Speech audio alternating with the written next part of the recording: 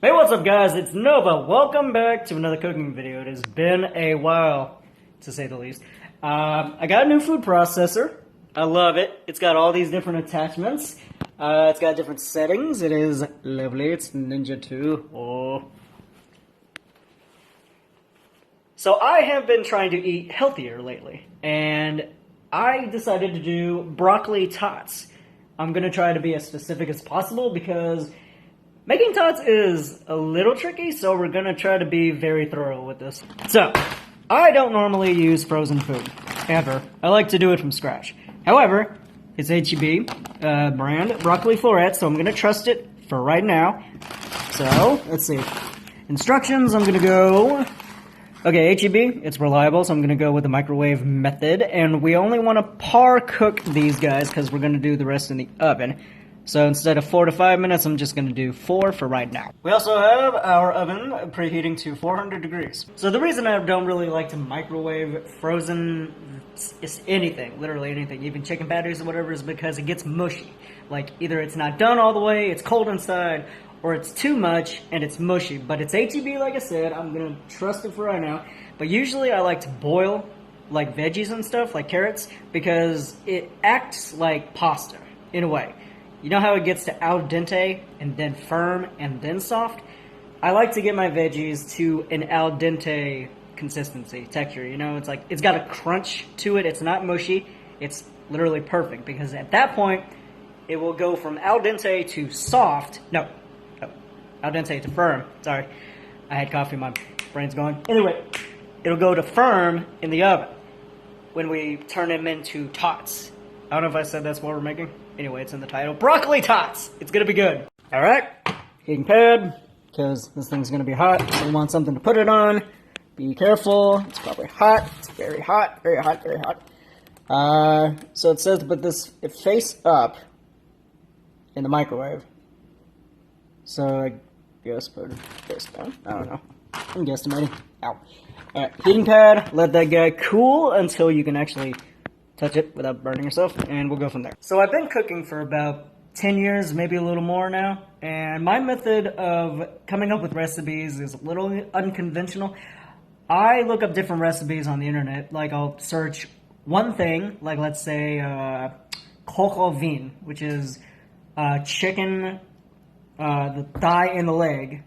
Yeah, thigh and the leg. It's braised in a mixture of wine and chicken broth over a decent amount of time, like a good 30 minutes, I think. So I look up a wide variety of different recipes for coq au vin, and then I go with the best ratio of ingredients, if that makes sense.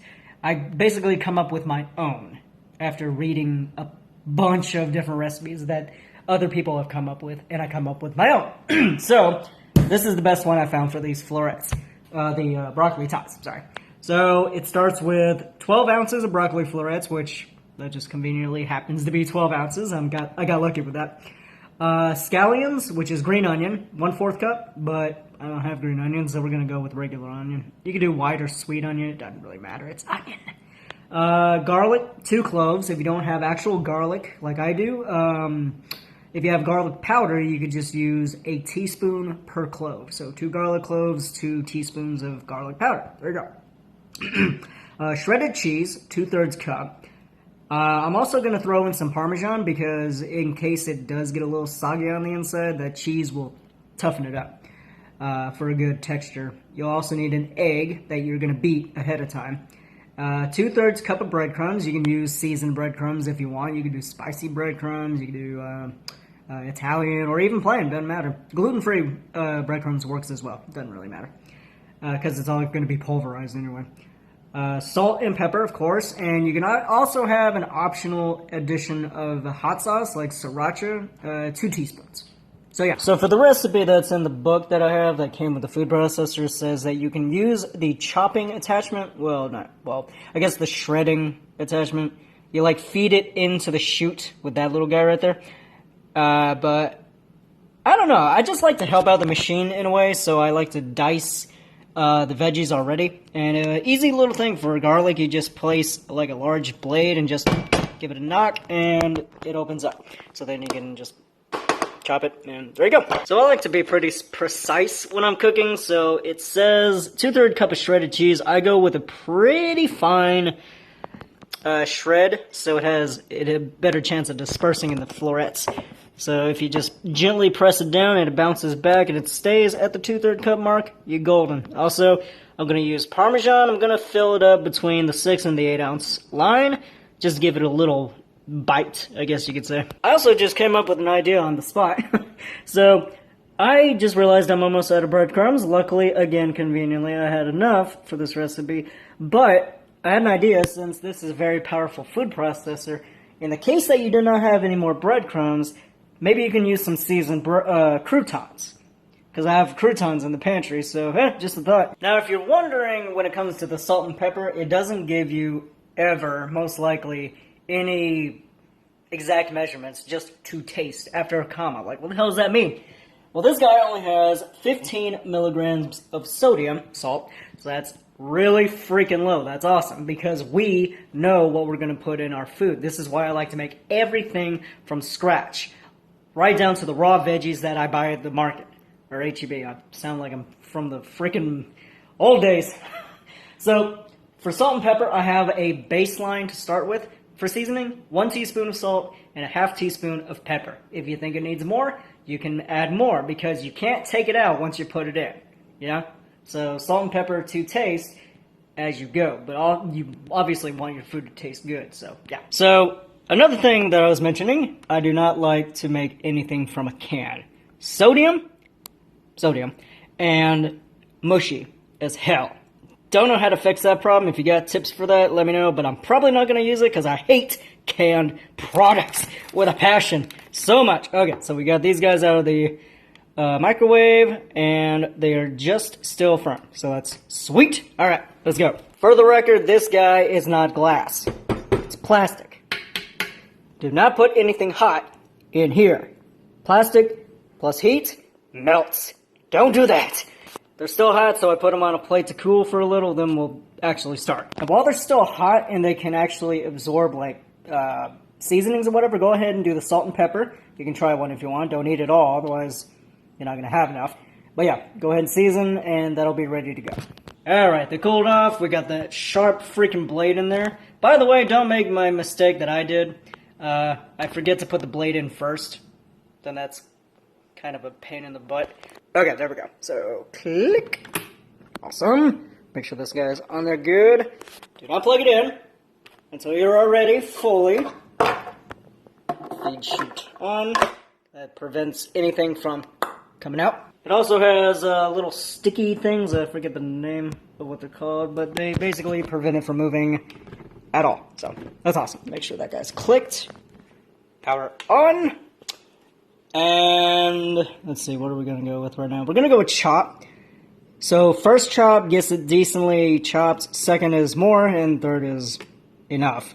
At that point, it's probably pureed. So chop, damn it, go.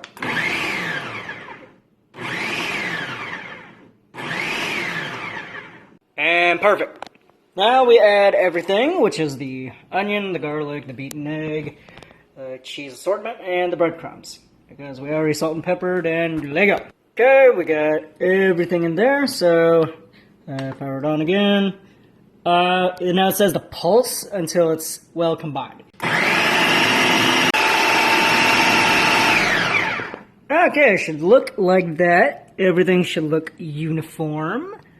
And when we take it out of the bowl, we'll see how it looks. Oh yeah. Give it a little poke. Should have a nice bouncy consistency, and it's cooked, technically, the broccoli, so go ahead and just take a little for tasting. Yep, that's good. Let's do this. Okay, we got some foil-lined baking sheets, we got some non-stick Pam. I'll give that guy a spray down, because I don't trust these guys, because I've never made broccoli tots that look this delicious. And I don't want to mess it up. So now all you're going to do is take about, I don't know, let's see. They're not too sticky, so that's a good thing. Let's see, about, this size. A good piece. Don't know how to, the size of a tot. Then you're going to form it into a tot and then put it on the baking sheet. Okay, so I don't want to leave you guys hanging. Check this out. These are looking really good, and I'm wanting to show you, so I don't leave you hanging, how to do this crap properly. Okay. So get a good chunk, get a decent tot size, and all I do is I roll it like a meatball, and there should be no residue on your hand. That means they're perfect. And then after it's a ball, kind of roll it out easily. Then your right hand is going to be in charge of the top and the bottom of the top. So you're going to gently press it, and your other hand is going to work the sides. Just give it a little squeeze to get it out. There it is, tater tot. Awesome. Oh my god. I made perfect freaking broccoli tots. I've never been able to do this before. Okay, so now we're going to bake it at the preheated oven, 400 degrees, for, it says 8 to 9 minutes. I'm going to do 8 on each side. So 8 minutes baking, flip it, then another 8. It should be brown, but also not overdone. So, let's see what happens. Alright, so we took them out of the oven. They look pretty dang good. Nice char on the outside. We're going to put them in at 8 minutes, again, after we flipped. Check them. If they need another minute, then go ahead. If not, then you're good. Alright, so you can use whatever dipping sauce you want, but personally, I don't care what kind of tots it is. I always go ketchup. So let's see how it tastes.